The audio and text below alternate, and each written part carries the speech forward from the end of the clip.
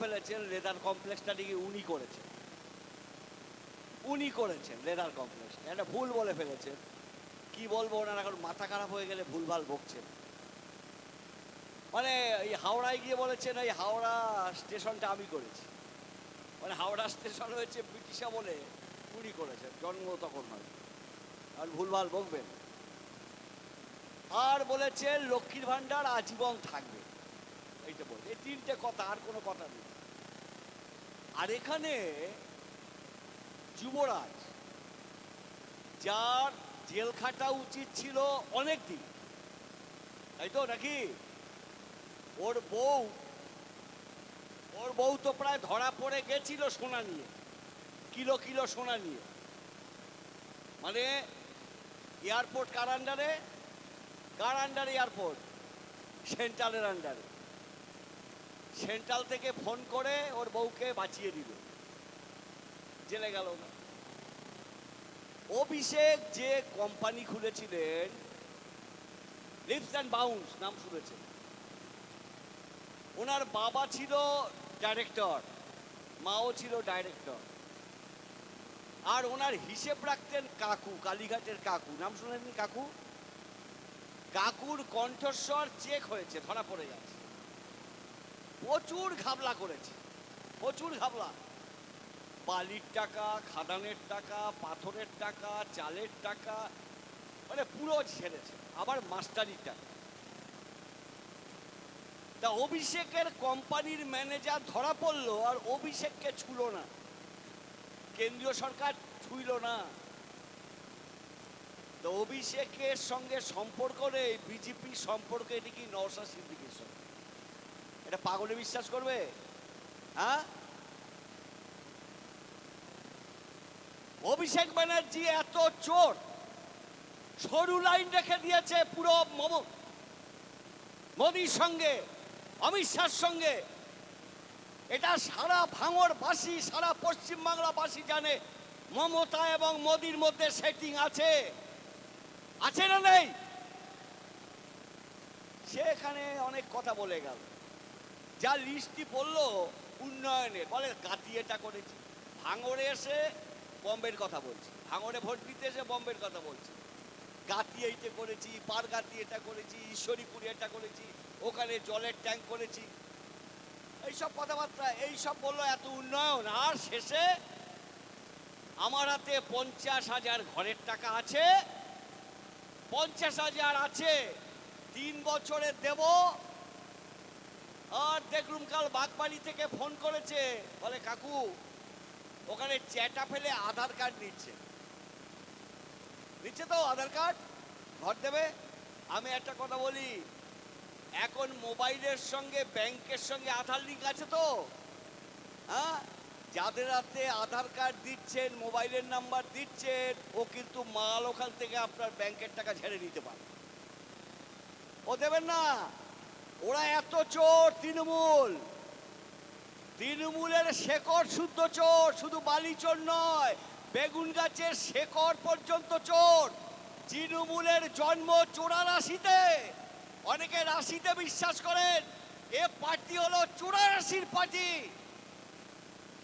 সেই চোরের নেতা এসে এখানে নওশাদ সিদ্দিক, যার আয় কমেছে, আর মমতা ব্যানার্জির পরিবারের 27টা কালীঘাটে প্লট হয়েছে, টালির চালায় থাকেন, আর যে নওশাদ সিদ্দিকীর আয় কমেছে গতবারের থেকে হলফনামায়, তাকে বলছে বিজেপির সঙ্গে সেটি।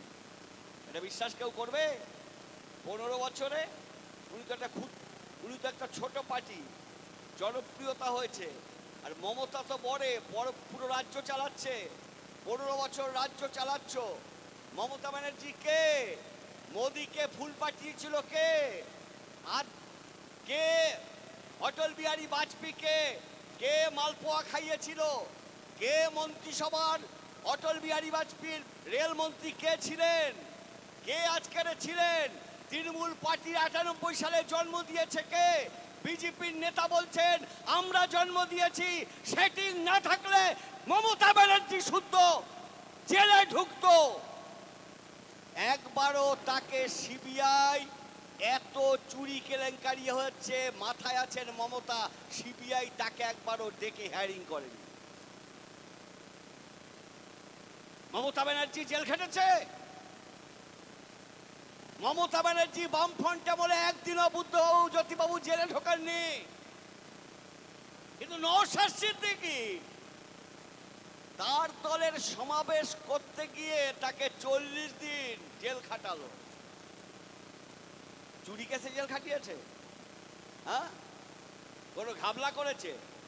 অনুব্রতর মতো বালি কেলেঙ্কারি, পাথর কেলেঙ্কারি, অভিষেকের মতো সোনা কেলেঙ্কারি, আর তার বিরুদ্ধে সে ফটাফট কথা বলে যাচ্ছে, মানতে হবে। আমি একটি ব্যাখ্যা দেব না, সেটা আমার প্রিয় আইনজীবী বলে গেছেন ফিরদৌস, যে তার কি করে সিকিউরিটি হলো।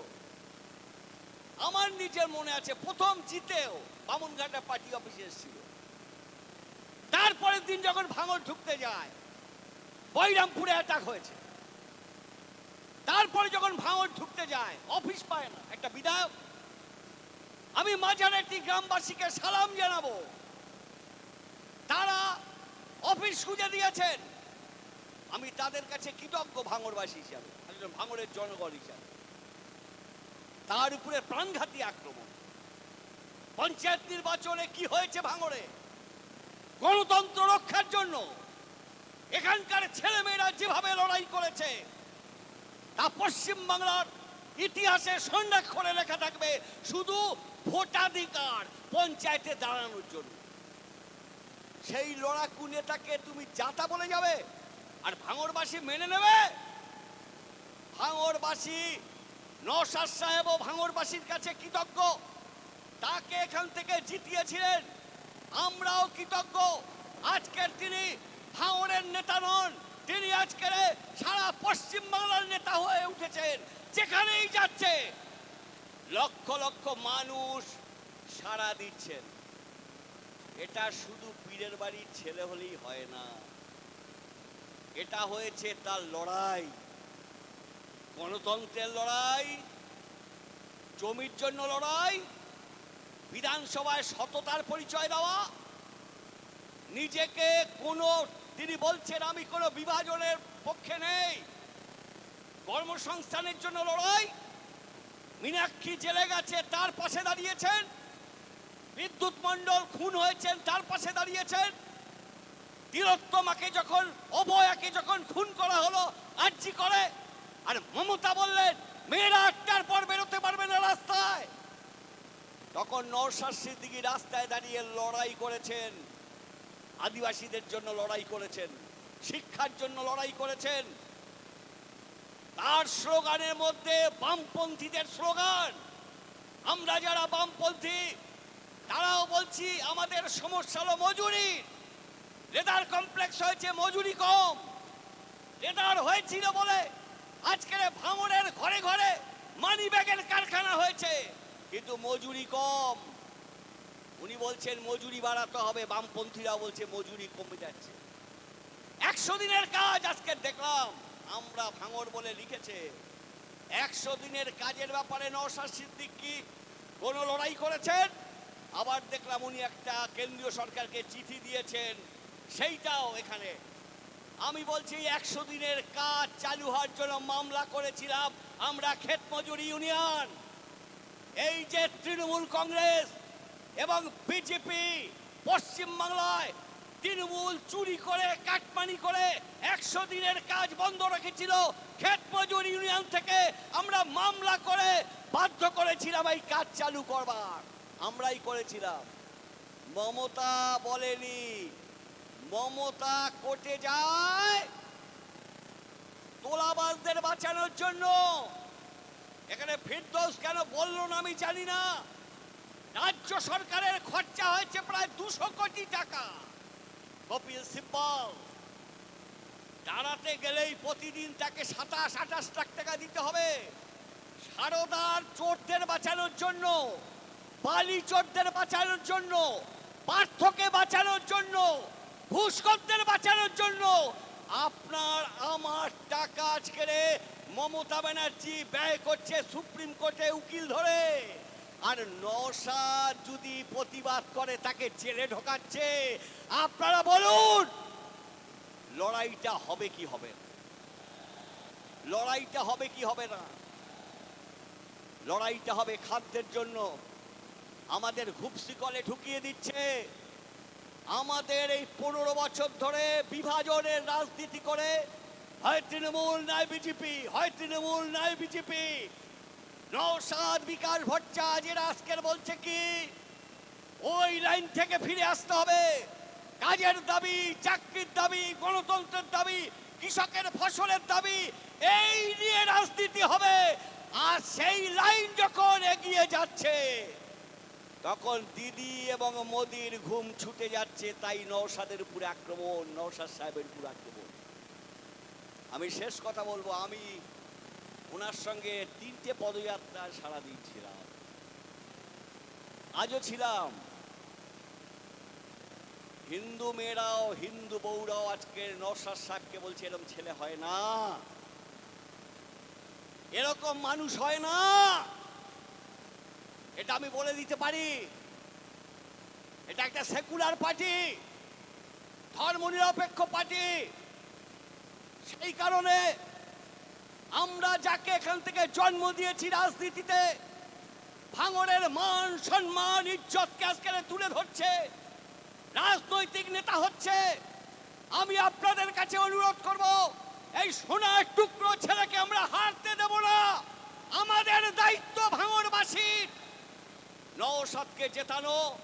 আগামী দিনে বাম যারা উঠছেন, তরুণ প্রজন্ম এবং নওশাদ সাহেবের মতো ছেলেরা, তাদের হাতে আমরা বয়স্করা বেটম তুলে দেব। পশ্চিম বাংলা চোর মুক্ত করো, বিজেপি মুক্ত করো, পশ্চিম বাংলায় দাঙ্গা মুক্ত করো, পশ্চিম বাংলায় ঘুষখোর মুক্ত করো। এইভাবে তাদের হাতে বটম তুলে দেব। আমি শেষ কথা বলবো, আপনাদের কাছে স্লোগান দিন, চোর তাড়াও।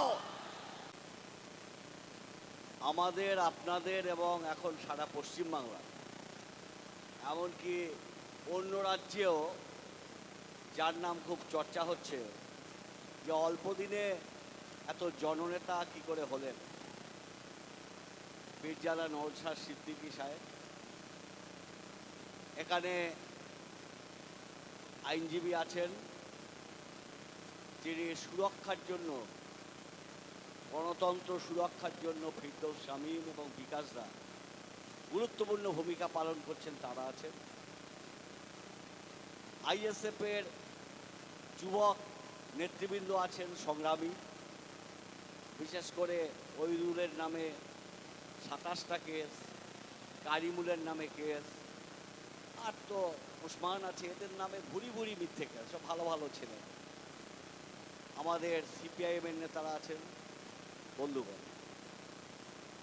ভোজহাটে মুখ্যমন্ত্রী মিটিং করেছেন, আর এখানে অভিষেক ব্যানার্জি মিটিং করেছে। ভোজহাটে মিটিং করার নির্যাস উনি যা বলেছেন সেটা হলো, আমার সিকিউরিটি সব সহকাতকে দিয়ে দেবো, এটা একটা কথা। আর একটা ভুল কথা বলে ফেলেছেন,